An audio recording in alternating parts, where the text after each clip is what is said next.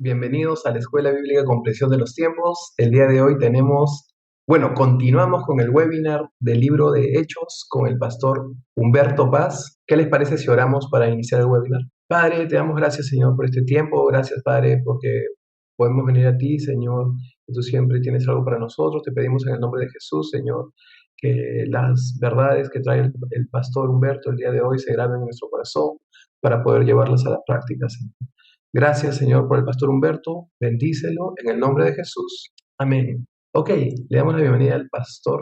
Gracias, Manuel, y bienvenidos a todos. Continuamos con el libro de los Hechos y dijimos en un principio, en la primera sesión, que hicimos la pregunta más bien, si como iglesia estamos y hemos realmente valorado el contenido total del libro de los Hechos.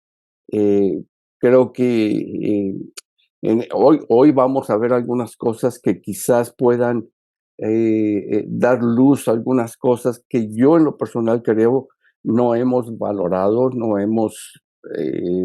las hemos enseñado, no hemos dado una meditación eh, profunda sobre todo el significado y cómo el libro de los Hechos va en una forma progresiva cumpliendo las profecías que tenemos aún en el Antiguo Testamento.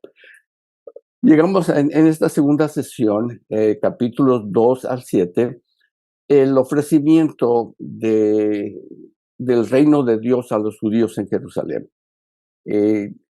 Dios escogió a Israel, Dios escogió a los judíos para que fuesen su pueblo y dijo que el testimonio sería dado primeramente en Jerusalén, primeramente a los judíos.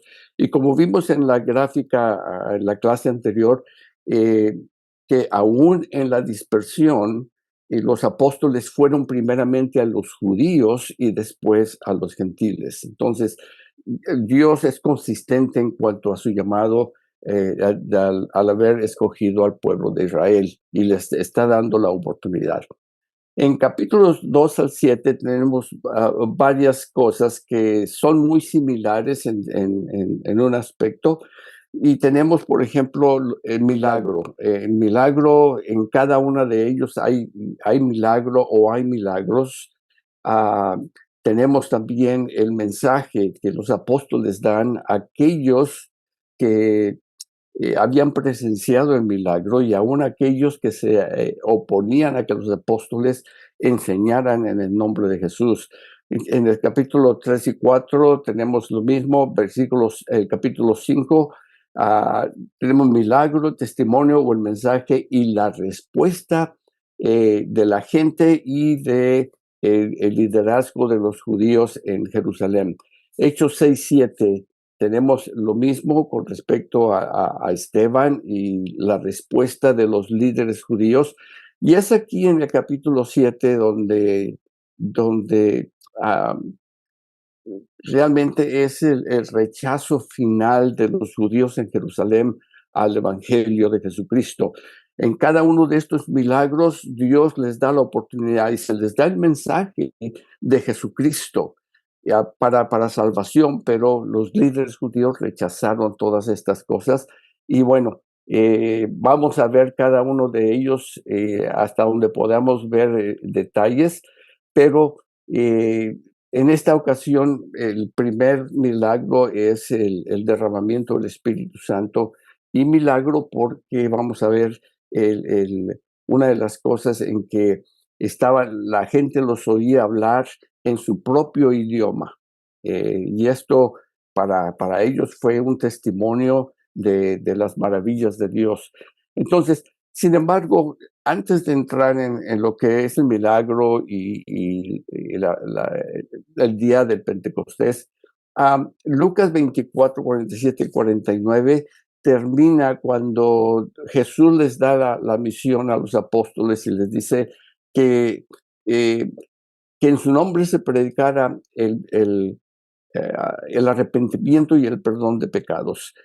Si ustedes notan en el capítulo 2, cuando Pedro, la gente le dice, bueno, ¿qué haremos para ser salvos? Pero trae lo que es el arrepentimiento. Arrepentíos y bautícese cada uno, y vamos a hablar acerca de esto un poquito.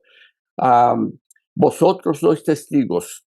En Hechos 1:8 Jesús le dice, y me seréis testigos en Jerusalén, en Judea, en Samaria y hasta lo último de la tierra, pero permaneced.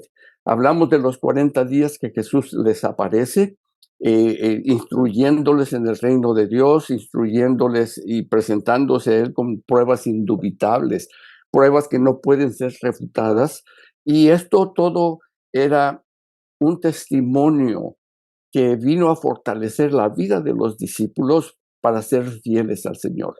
Y creo que nosotros necesitamos experimentar el testimonio de Dios, quizás no en el sentido de que Jesús se nos presenta en una habitación, pero la obra que Dios hace a través de su Espíritu en nuestras vidas, y no hay duda, no se puede refutar la obra que Dios hace en nuestras vidas, y ese es nuestro testimonio, que Dios es el que transforma y cambia nuestras vidas. Hechos 1, 4 y 5, Lucas repite la misma comisión que Jesús les da en capítulo 24 de Lucas. Y estando juntos les ordenó, no salgáis de Jerusalén, sino esperar la promesa del Padre, la cual oísteis de mí, porque ciertamente Juan ciertamente bautizó con agua, pero vosotros seréis bautizados con el Espíritu Santo dentro de no muchos días. Y hacemos referencia a esto porque vamos a hablar acerca del derramamiento del Espíritu Santo. Y entonces el fondo histórico de Lucas es importante que lo tengamos en mente. Ahora, una de las cosas, y aquí vamos a pasar un poquito de tiempo, cuando llegó, dice el versículo 1, cuando llegó el día del Pentecostés. ¿Qué significan esas palabras o qué significaron esas palabras para los judíos? Y es importante, hermanos, que entendamos nosotros la fiesta del Pentecostés y como el resto de las fiestas en el contexto del Antiguo Testamento, porque en las fiestas vemos en el Nuevo Testamento el cumplimiento de las profecías de Cristo en cada una de estas. Por ejemplo, la fiesta de la Pascua. Jesús es nuestra Pascua. Estas fiestas nos guían y nos llevan a entender y ver más claramente las profecías que se habían escrito acerca de Jesús. La fiesta de la Pascua, en que el Cordero era ofrecido sin mancha, sin arruga. Juan el Bautista, cuando ve a Jesús, dice, he aquí el Cordero de Dios que quita el pecado del mundo. Entonces, en la Pascua, cuando Cristo fue crucificado en la Pascua, viene a ser el cumplimiento de las profecías a través de las fiestas del Antiguo Testamento. Eran con propósitos específicos las fiestas que Dios les ordenó, y vamos a leer algunas de ellas en un momento. Pero nos habla de la venida de Cristo, el proceso de la venida de Cristo, su sufrimiento, la crucifixión, su sepultura, resurrección y el derramamiento del Espíritu Santo ahora en el capítulo 2. La fiesta de la Pascua, ya hablamos sobre Juan el Bautista. Cuando Jesús es crucificado es precisamente en el día de la Pascua, la fiesta de la Pascua. Cuando Jesús es sepultado, ya es sepultado bajo otra de las fiestas, que es la fiesta de los panes sin levadura. Porque las fiestas terminaban a cierta hora de la tarde y comenzaban a cierta hora un poquito más tarde de cuando terminaban. Y todo esto tiene un cumplimiento. Jesús, cuando habla de los panes sin levadura, Jesús fue puro, Jesús no había pecado en él, y la fiesta de los panes sin levadura, acordémonos que en Éxodo Dios les dice que no pongan levadura en el pan porque tenían que estar listos para salir de Egipto. Y es algo que Jesús viene y nos enseña ahora para nuestras vidas. En cierto sentido es que somos peregrinos, debemos estar listos para partir en cualquier momento. Después tenemos la fiesta de las primicias, que es la resurrección de Cristo. Cristo resucita en la fiesta de los primeros frutos o las primicias. Ahora llegamos a el día de Pentecostés, 50 días más tarde de la crucifixión de la Pascua y la resurrección de Cristo. 50 días más tarde, ahora viene el día del Pentecostés, la fiesta del Pentecostés, pero ¿qué significa eso? Y para esto tenemos que ir al Antiguo Testamento para entender el libro de los Hechos y el derramamiento del Espíritu Santo, lo que estaba previsto con respecto a la fiesta de la cosecha.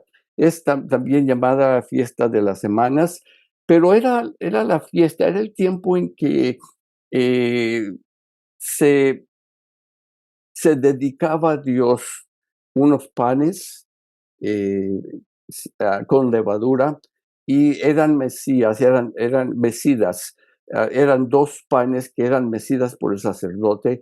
Y en Levítico capítulo 23, el versículo 11, dice, y el sacerdote mecerá la gavilla delante de Jehová para que seáis aceptos. En otras palabras, es el fruto o la ofrenda de los primeros frutos o las primicias de lo que se había sembrado en primavera, ahora es ofrecido a Dios. El hecho de que Dios aceptara la ofrenda, aceptara los panes y todo lo que Dios había o requería, garantizaba la aceptación del el resto de la cosecha que se iba valga la redundancia, a cosechar en el verano. Entonces, la ofrenda aceptada por Dios garantizaba la cosecha. De la misma manera que cuando Jesús es crucificado, es sepultado y resucita, Dios el Padre acepta la ofrenda de Jesús y eso garantiza que el resto de nosotros somos aceptos para Él cuando tenemos y ponemos nuestra fe en Él. Algunos comentaristas dicen que el significado de los dos panes representan a judíos y gentiles y que el sacerdote los mesía y que hablaba que la salvación iba a ser para judíos y para gentiles. Y es posible esto, tiene sentido, pero necesitamos estudiar un poquito más estas cosas. Ahora, lo que nos interesa llegar hoy es la fiesta del Pentecostés. ¿Qué significa todo esto? Comenzando con el versículo 15 de Levítico 23, dice, y contaréis desde el día que sigue al día de reposo, desde el día en que ofreciste la gavilla de la ofrenda mecida, 7 semanas cumplidas serán. Hasta el día siguiente del séptimo día de reposo, contaréis 50 días, entonces ofreceréis el nuevo grano a Jehová. De vuestras habitaciones traeréis 2 panes para ofrenda mecida, que serán 2 décimas de efa de flor de harina, cocidos con levadura, como primicias para Jehová. Entonces, ¿qué significaba esto para los judíos? Bueno, los primeros panes 50 días antes eran panes sin levadura. Ahora Dios les habla y les instruye que los panes sean cocidos con levadura. Una vez más, comentaristas dicen que la levadura aquí significa que tanto en judíos, en la iglesia, tanto en judíos como en los gentiles, hay pecado todavía. Y esto, si es que tomamos el significado de levadura siempre como algo malo, siempre como pecado.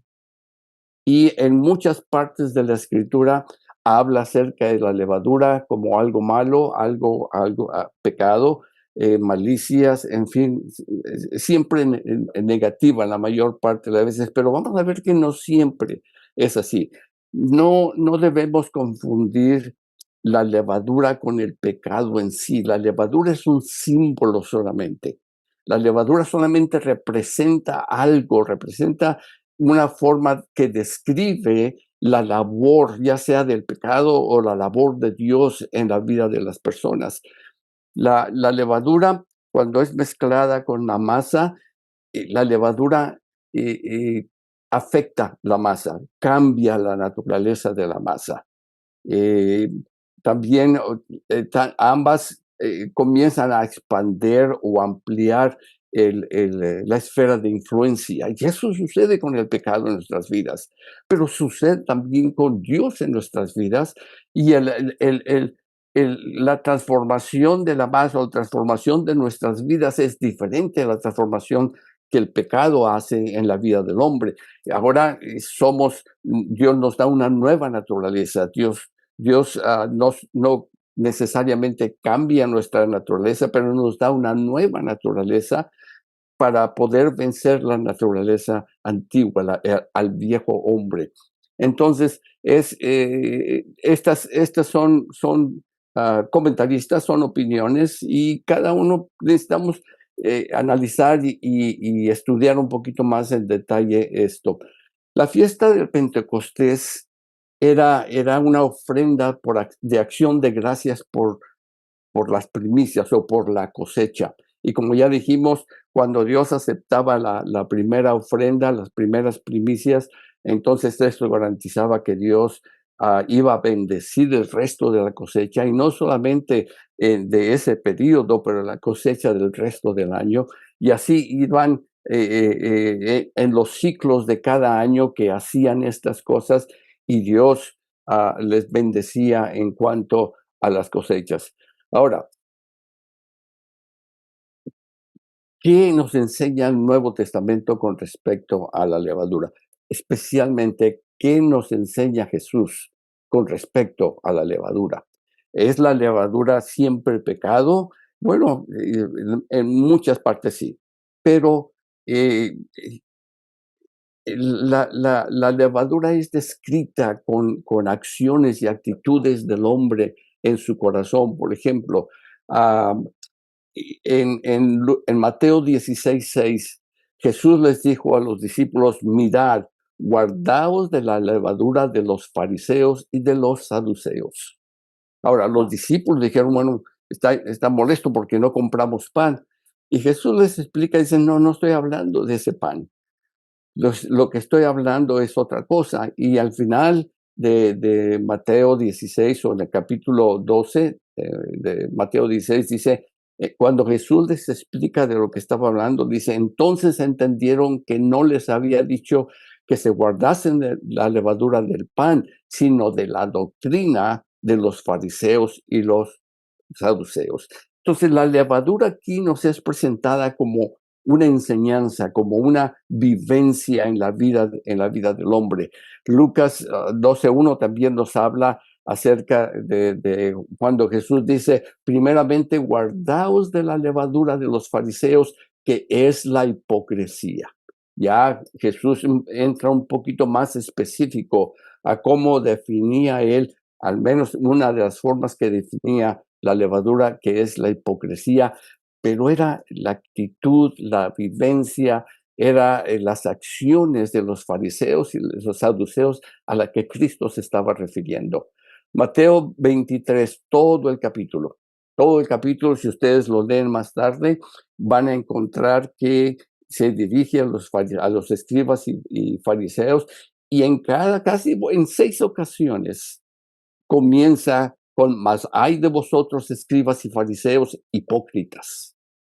Pero después habla y dice el por qué los llama hipócritas y por qué estaban siendo hipócritas. Ah, por ejemplo, en el versículo 23, o en el versículo 25, vamos a uno más simple: hay de vosotros, escribas y fariseos, hipócritas, porque limpiáis lo de afuera del vaso y el plato, pero por dentro estáis llenos de robo y de injusticia. Fariseo ciego, limpia primero lo de adentro del vaso y del plato, para que también lo de afuera sea limpio. Entonces, Jesús está hablando más que todo de las enseñanzas y de las actitudes de los fariseos, que muchos de nosotros podemos tener. Y por eso la palabra de Dios sigue siendo relevante en el día de hoy y aplicada. Nosotros debemos guardarnos de la levadura de los fariseos, de los saduceos, de los escribas, y no actuar con hipocresía en lo que hacemos. No actuar con hipocresía cuando ayudamos a alguien, no actuar con hipocresía cuando enseñamos. Y una de las cosas que Jesús les dice al principio, dice, lo que te enseñen de la ley de Moisés, guardarlo, hacerlo, pero no imitéis lo que ellos hacen, porque ellos dicen, pero no hacen. En otras palabras, los fariseos ponían cargas pesadas en la gente que ellos mismos no practicaban. Y muchas veces tenemos que ser francos y tenemos que ser honestos. Muchas veces nosotros como pastores, y si no tenemos cuidado y examinamos nuestras vidas y nuestro mensaje, muchas veces tendemos a, a presentar las cosas de Dios como una carga para la gente sin que nosotros practiquemos lo que estamos predicando.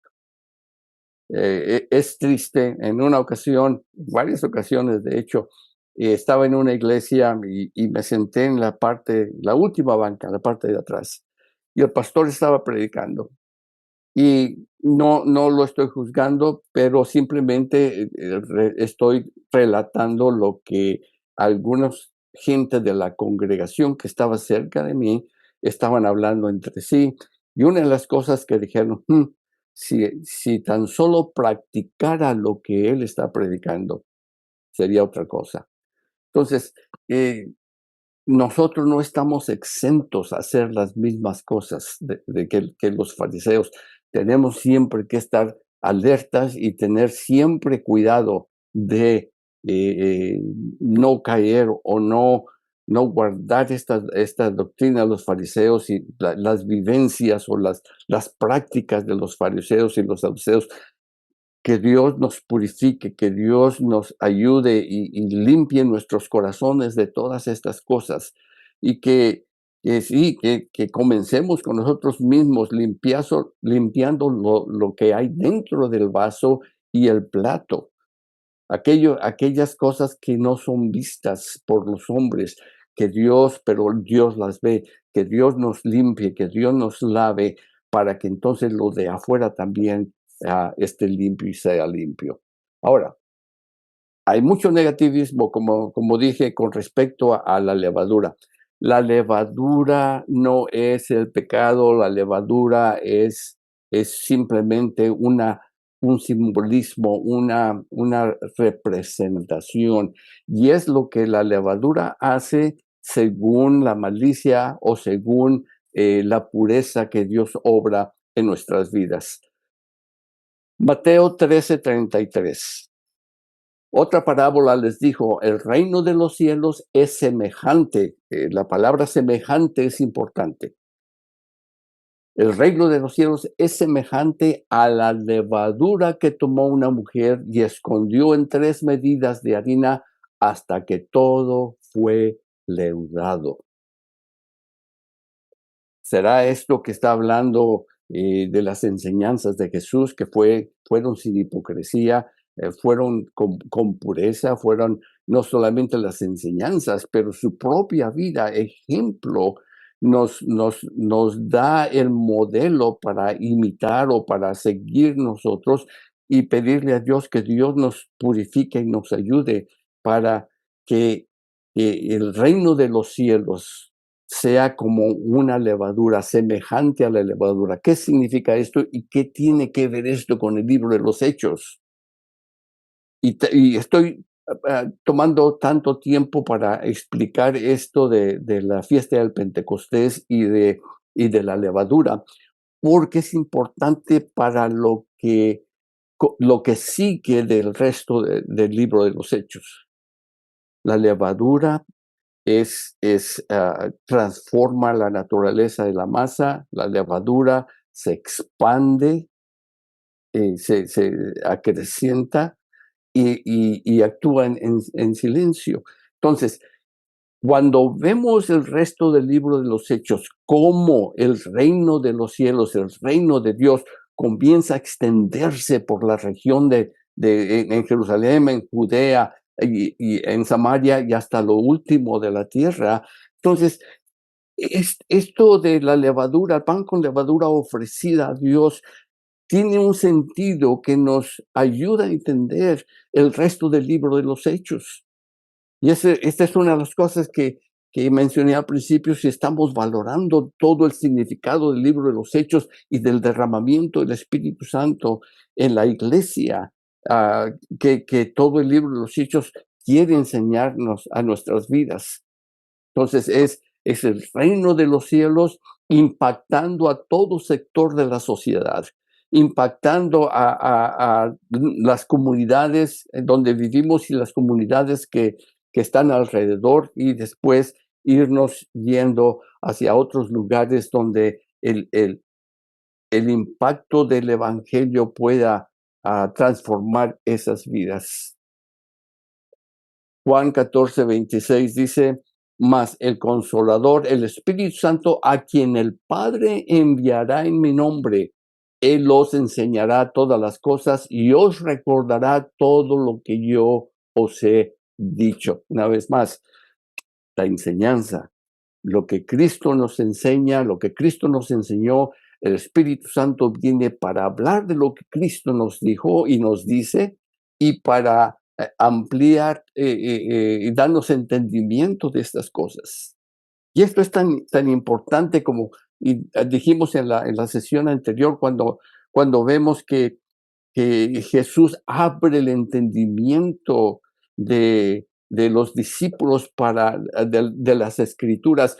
Necesitamos eso día con día en nuestras vidas a través del Espíritu Santo, que venga a abrir nuestras mentes, nuestros corazones, para entender las escrituras y poder dar el mensaje tal y como Dios quiere que lo demos. El Espíritu Santo bien es dado para enseñarnos. Y esto es parte del Pentecostés, de la fiesta del Pentecostés. El Espíritu Santo viene, es derramado y comienza a ser una obra en nuestras vidas. Comienza a ser una, de ayudarnos a transformarnos. Por ejemplo, en Gálatas 4:19, Pablo habla y dice: hijitos míos, por quienes vuelvo a sufrir dolores de parto hasta que Cristo sea formado en vosotros. ¿Qué quiere decir eso? Quiere decir es que si Cristo está en nuestro corazón, está en nuestra vida, Él debe crecer y nosotros debemos menguar, lo que dijo Juan el Bautista. Es lo que Pablo dice en Gálatas 2:20, es: con Cristo estoy juntamente crucificado y no vivo no vivo yo, mas Cristo vive en mí. Y lo que ahora vivo en la carne, lo vivo en la fe del Hijo de Dios, el cual me amó y se entregó a sí mismo por mí.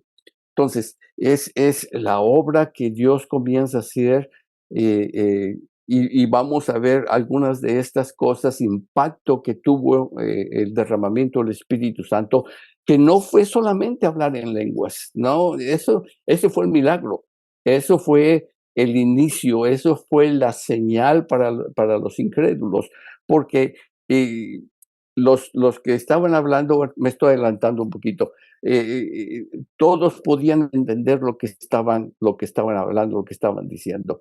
Entonces, los judíos celebraban la acción de gracias, la fiesta del Pentecostés, dando gracias.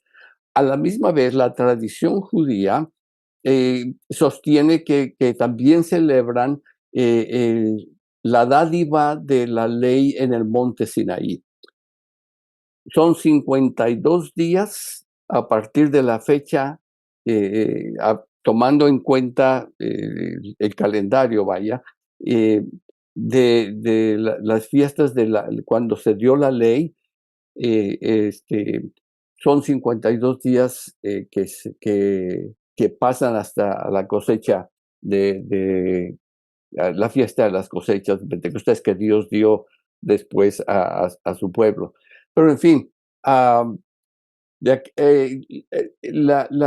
Lo importante también aquí es ver lo que dice Jeremías 31:33, cuando dice, he aquí que vienen días, dice Jehová, en los cuales haré nuevo pacto con la casa de Israel y con la casa de Judá. No como el pacto que hice con sus padres el día que tomé su mano para sacarlos de la tierra de Egipto, porque ellos invalidaron mi pacto, aunque fui marido para ellos, dice Jehová. Y esto es lo que queremos ver. Versículo 33. Pero este es el pacto que haré con la casa de Israel después de aquellos días, dice Jehová, daré mi ley en su mente y la escribiré en su corazón, y yo seré a ellos por Dios y ellos me serán por pueblo. Ahora ya no tenemos la ley en tablas de piedra, tenemos la ley ahora escritas en la mente y en el corazón, y el Espíritu Santo viene a recordarnos, a guiarnos, a enseñarnos estas cosas de tal manera que no es una manera legalista de hacer las cosas, pero es algo que procede del corazón hacia Dios, procede de un corazón de amor hacia Dios. Jesús dijo, si me amáis, guardad mis mandamientos. Entonces, todo esto tiene una conexión, la fiesta de Pentecostés con el derramamiento del Espíritu Santo. Y vamos a ver un poquito más allá, vamos a ver lo que sucedió en el día del Pentecostés, en el derramamiento del Espíritu Santo. Y este es el milagro. Ahora, dice que un estruendo del cielo como un viento recio. Vemos algo muy similar cuando se da la ley en el monte Sinaí. Dice en Éxodo 20:18, todo el pueblo observaba el estruendo, los relámpagos y el sonido de la bocina y el monte que humeaba, y viendo el pueblo temblaron y se pusieron lejos.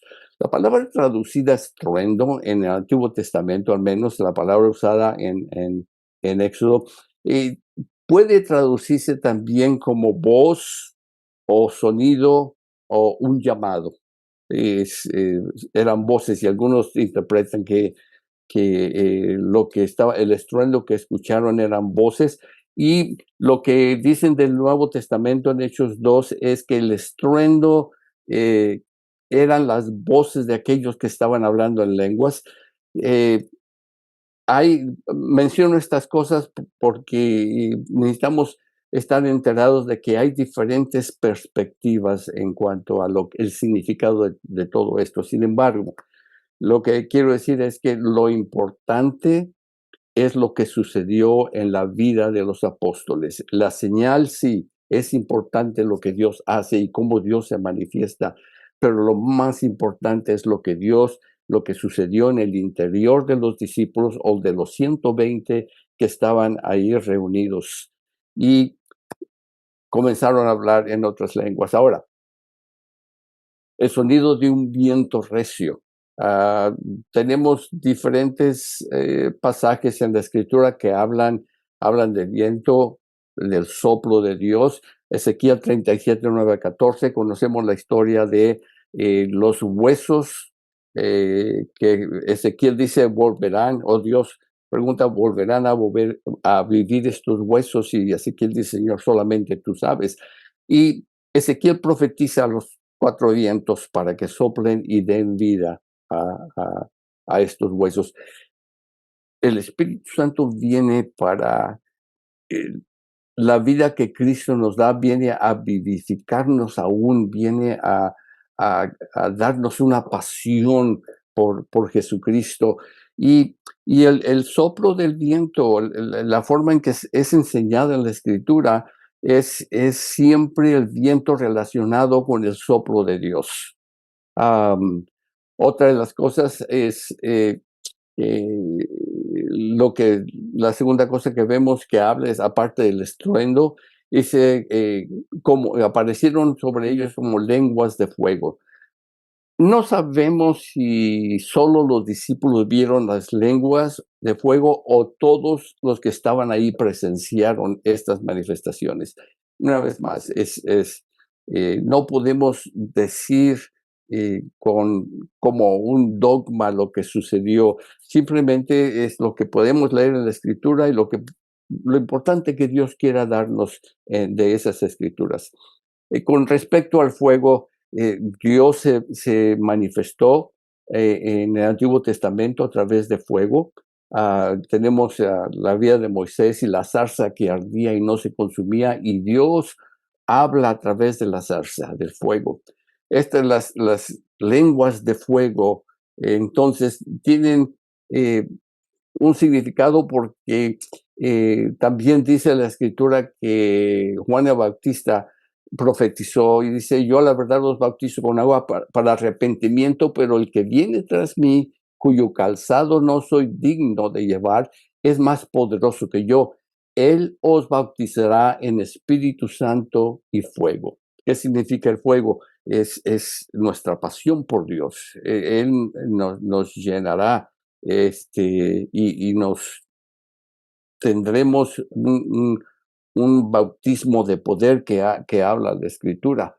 Ahora, una de las cosas que encontramos en los que escucharon o los que presenciaron esto, es que en el capítulo 2 de Hechos, dice: partos, medos, elamitas y los que habitamos en Mesopotamia, Judea, Capadocia y Ponto y Asia, Frigia y Panfilia, Egipto, las regiones de África más allá de Cirene, y los romanos aquí residentes, tanto judíos como prosélitos, cretenses y árabes, los oímos hablar en nuestras lenguas las maravillas de Dios. Entonces, estaban hablando de una forma entendible en esto. Estaban atónitos y maravillados, dice. Una de las cosas que dicen los que estaban presenciando es: unos se burlaban, otros simplemente estaban atónitos y decían: ¿no son galileos todos estos que hablan? ¿Cómo pues les oímos hablar, nosotros hablar cada uno en nuestra lengua en la que hemos nacido?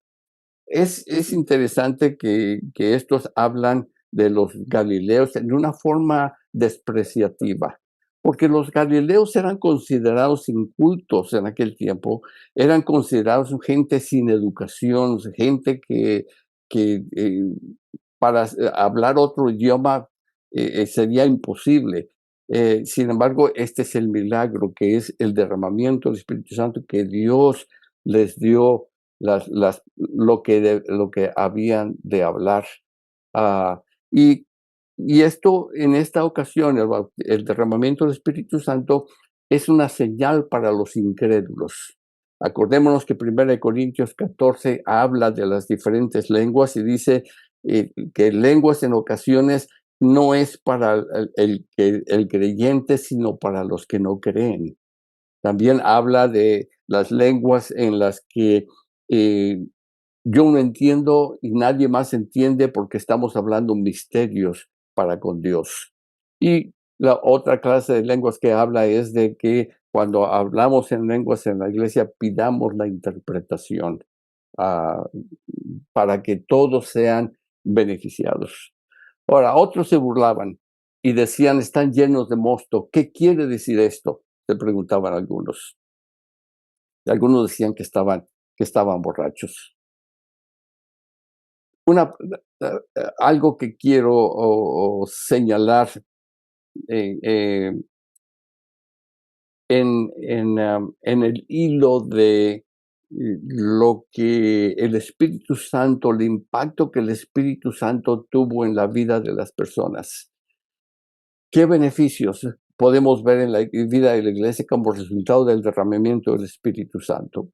Bueno, en Hechos 1 vemos el poder a través del Espíritu Santo, les prometieron poder.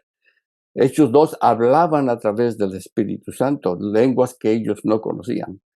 De hecho, recientemente vi un video de un pastor que alguien se acercó, un científico se acercó a él y le pidió si podía hacer un scan de su cerebro cuando oraba en su propio idioma y cuando oraba en lenguas. Y cuando la persona oraba en su propio idioma, el scan que muestra en vivo, estaban mostrando, mostraba actividad en la parte frontal del cerebro. Había una actividad, estaba la persona consciente de lo que estaba diciendo, lo que estaba haciendo.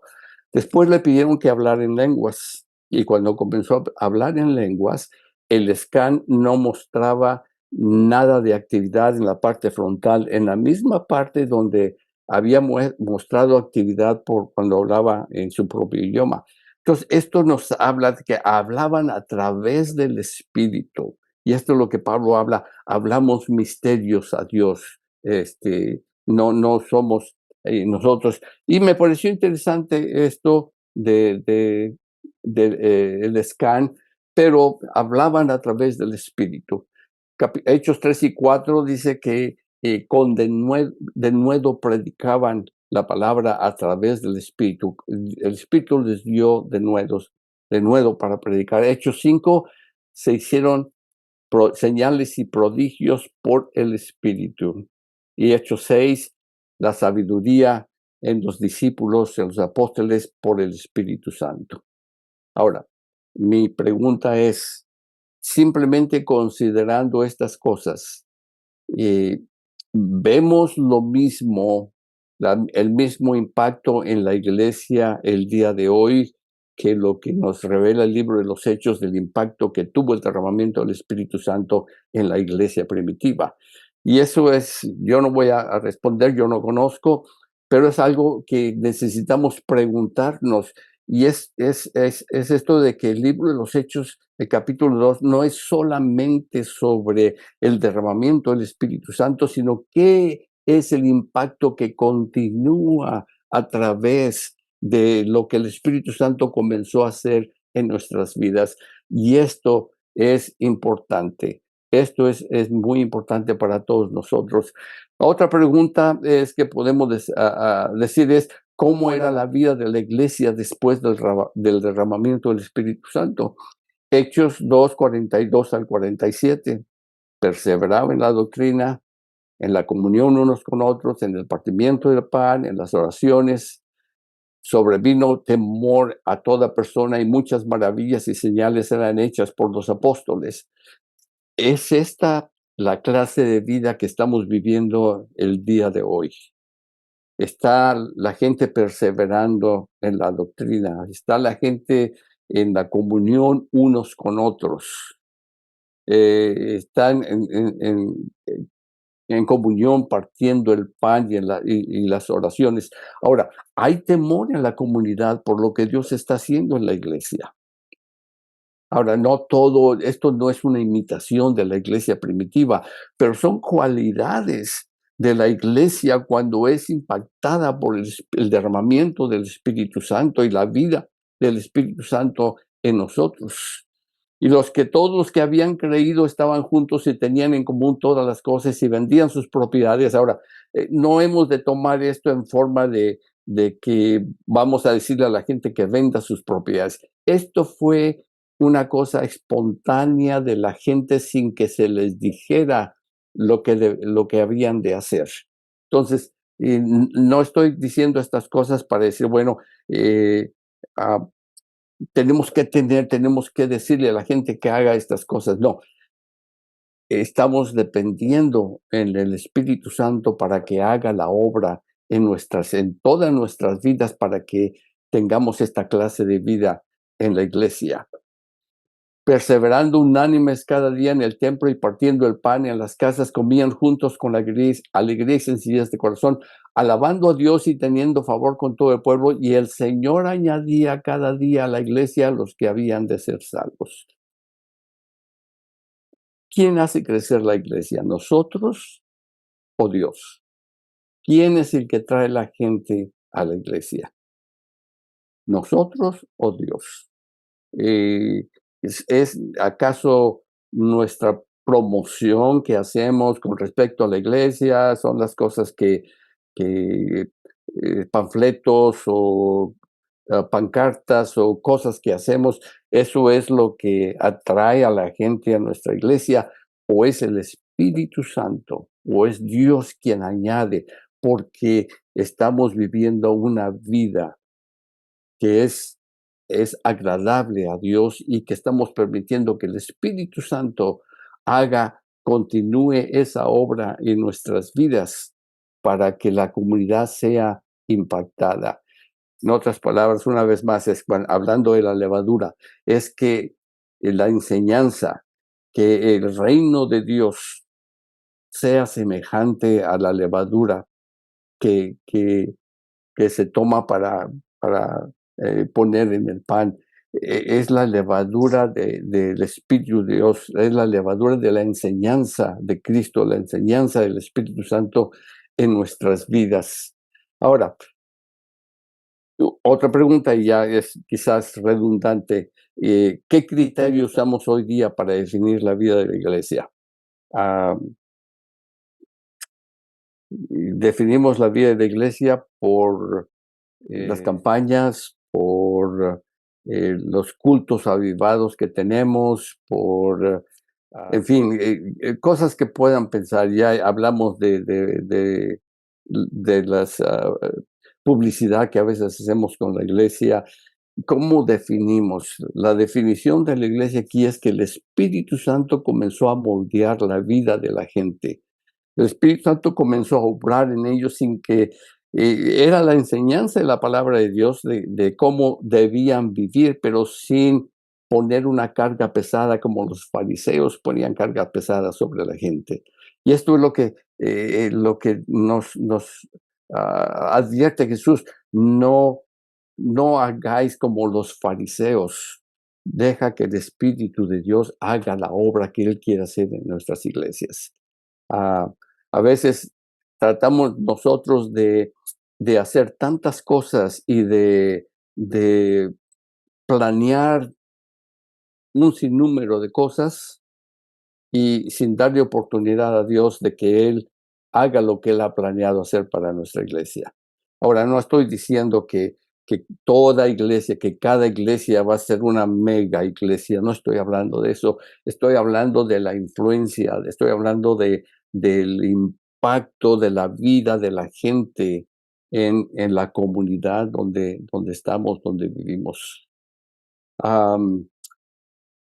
Una vez más importante, el mensaje que, que, que Pedro comienza a dar, y no vamos a entrar mucho en esto porque no vamos a terminar hoy con esto, pero el mensaje que Pedro da es un mensaje cristocéntrico, es un mensaje que Cristo está en el centro de todo el mensaje. Pero una de las cosas que vemos es que Pedro se dirige a los judíos que habitan en Jerusalén.